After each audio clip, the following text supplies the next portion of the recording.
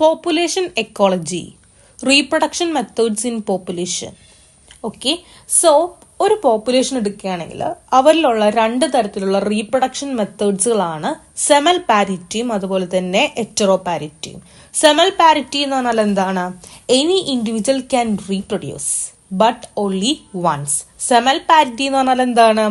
ഈ ഒരു ഇൻഡിവിജ്വലിന് റീപ്രൊഡ്യൂസ് ചെയ്യാൻ പറ്റും, പക്ഷെ അത് ഒരു തവണ ഒരിക്കൽ മാത്രമേ റീപ്രൊഡ്യൂസ് ചെയ്യാനായിട്ട് പറ്റുള്ളൂ. ഓക്കെ, അതിൽ അങ്ങനെയുള്ള ഓർഗാനിസംസ് വരുന്ന ഒരു ഗ്രൂപ്പാണ് സെമൽ പാരിറ്റി എന്ന് പറയുന്നത്. ഇനി എറ്ററോ പാരിറ്റി എന്ന് പറഞ്ഞാൽ എന്താണ്? Any organism can reproduce multiple times reproduce ചെയ്യാൻ പറ്റുന്ന ഓർഗാനിസംസ് ആണ് എറ്ററോ പാരിറ്റിയിൽ വരുന്നത്. ഇനി നമുക്ക് ഫസ്റ്റ് സെമൽ പാരിറ്റി എന്താണെന്ന് നോക്കാം. Reproduction only once in life, അതായത് ഒരിക്കലേ റീപ്രൊഡ്യൂസ് ചെയ്യും പക്ഷെ ഒരിക്കലേ ചെയ്യുള്ളൂ. And organism used maximum energy for reproduction. അപ്പൊ എന്ത് ചെയ്യും? ഒരിക്കലേ റീപ്രൊഡ്യൂസ് ചെയ്യുന്നുള്ളൂ, സോ ആ ഒരു ടൈം എന്ത് ചെയ്യും? ഇവരുടെ മാക്സിമം എനർജി ഉപയോഗിച്ചിട്ടാണ് റീപ്രൊഡ്യൂസ് ചെയ്യുന്നത്. അത് മാത്രമല്ല ദേ produce many number of of springs. അപ്പോൾ ഒരിക്കലേ റീപ്രൊഡ്യൂസ് ചെയ്യുള്ളൂ, അപ്പൊ ഉണ്ടാവുന്ന ഓഫ് സ്പ്രിങ്സ് എന്ന് പറയുന്നത് കുറെ ഓഫ് സ്പ്രിങ്സ് ഉണ്ടാവും. ഓക്കെ, ഈ ഓഫ് സ്പ്രിങ്സ് ഒക്കെ വളരെ സ്മോൾ സൈസ് ആയിരിക്കുള്ളൂ, അപ്പൊ സ്മോൾ സൈസ് ഓഫ് സ്പ്രിങ്സ് ആയിരിക്കുള്ളൂ. ആൻഡ് ഇതിന്റെ ജനറേഷൻ ടൈം എന്ന് പറയുന്നത് ഷോർട്ട് ആയിരിക്കുള്ളൂ. അപ്പൊ ജനറേഷൻ ടൈം എങ്ങനെയാണ്? ഷോർട്ടാണ്. അപ്പൊ സെമൽ പാരിറ്റി എന്ന് പറഞ്ഞാൽ എന്താണ്? റീപ്രൊഡ്യൂസ് ചെയ്യും പക്ഷെ ഒരിക്കലും റീപ്രൊഡ്യൂസ് ചെയ്യുള്ളൂ. ഓർഗാനിസം റീപ്രൊഡ്യൂസ് ചെയ്യുന്ന സമയത്ത് ഓർഗാനിസം അവരുടെ മാക്സിമം എനർജി ഉപയോഗിച്ച് ധാരാളം ഓസ്പ്രിങ്സ് ഉണ്ടാക്കും. ഉണ്ടാവുന്ന ഓസ്പ്രിങ്സ് സ്മോൾ സൈസ് ആയിരിക്കും and their generation time is short. Okay, ഇനി ഈ ഒരു സെമൽ പാരിറ്റിൽ വരുന്ന സ്പീഷീസ് എന്ന് പറയുന്നത് ആർ സെലക്ഷൻ സ്പീഷീസ് ആയിരിക്കുള്ളൂ. ഓക്കെ, ആർ സെലക്ഷൻ സ്പീഷീസ് ആണ് ഇതിൽ വരുന്നത്, സെമൽ പാരിറ്റിയിൽ വരുന്നത്. ആൻഡ് ഓൾസോ നമ്മൾ അതിനെ ജനറലിസ്റ്റ് സ്പീഷീസ് എന്ന് പറയും. And they are not strong competitor, അവർ അത്ര സ്ട്രോങ് കോമ്പറ്റീറ്റർ ഒന്നുമല്ല. And they have a wide range of tolerance. അത് മാത്രമല്ല they have less resource utilization efficiency. അപ്പൊ റിസോഴ്സ് യൂട്ടിലൈസേഷൻ എഫിഷ്യൻസി കുറവാണ്.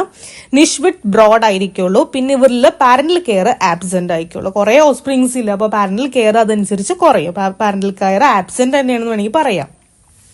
അപ്പൊ ഇതിന് എക്സാമ്പിൾസ് ഏതൊക്കെയാണ്?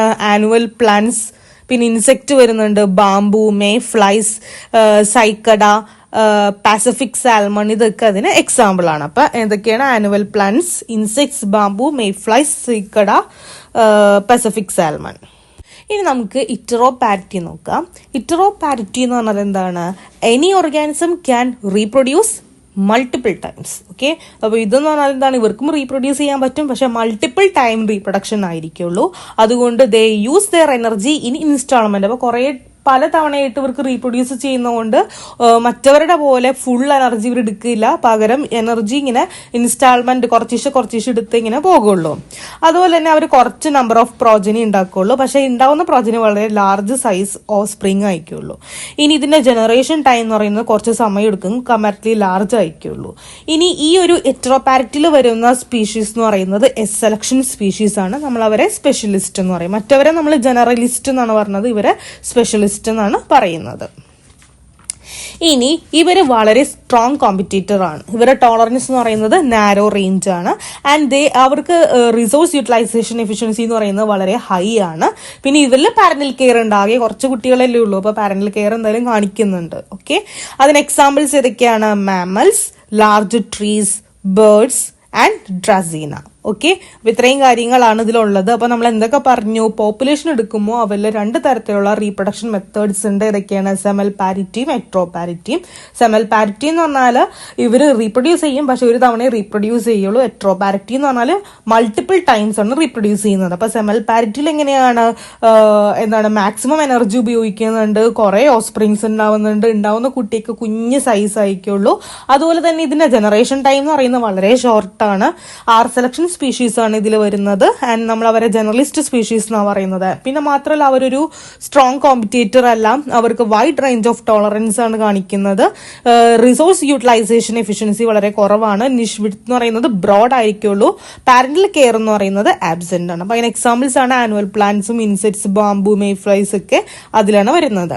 ഇനി എട്രോ പാരിറ്റി എന്ന് പറഞ്ഞാൽ എന്താണ്? ഇവർ റീപ്രൊഡ്യൂസ് ചെയ്യും, പക്ഷെ മൾട്ടിപ്പിൾ ടൈം ആണ്. ഇവർ എനർജി എന്താണ്? മറ്റവരുടെ പോലെ ഒറ്റയടിക്ക് മാക്സിമം എനർജി ഉപയോഗിക്കുകയല്ല, ഇവരിങ്ങനെ എനർജി ഇൻസ്റ്റാൾമെന്റ് ആയിട്ടാണ് എടുക്കുന്നത്. കുറച്ച് പ്രോജനി ഉണ്ടാവുന്ന ഓസ്പ്രി എന്ന് പറയുന്നത് ലാർജർ സൈസ് ആണ്. പിന്നെ ഇവരുടെ ജനറേഷൻ 9 എന്ന് പറയുന്നത് കുറെ ലാർജ് ആണ്, സമയമെടുക്കും. ആൻഡ് സെലക്ഷൻ സ്പീഷീസ് ആണ്. ഇവരെ നമ്മൾ സ്പെഷ്യലിസ്റ്റ് എന്ന് പറയും.